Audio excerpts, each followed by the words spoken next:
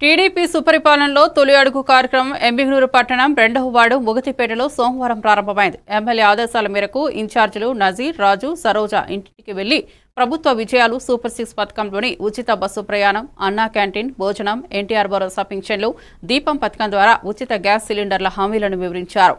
రాబోయే కూటమి ప్రభుత్వ కార్యక్రమాలపై ప్రజలతో చర్చించారు.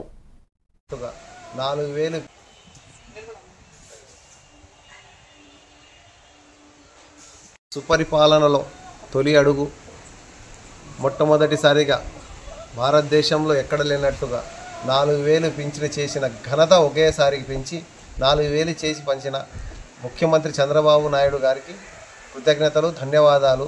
మరియు తొలి అడుగులో ఉచిత కరెంటు చేనేతలకు మరియు ఉచిత గ్యాసు, తల్లికి వందనము లాంటి సూపర్ 6 పథకాల్లో దూసుకుపోతున్న తెలుగుదేశం ప్రభుత్వానికి మరియు ఇక్కడ జయనాగేశ్వర రెడ్డి అభివృద్ధిలో ముందుబాటులో ఉన్న ఎమ్మెల్యే గారు జయనాగేశ్వర రెడ్డి గారికి ధన్యవాదాలు.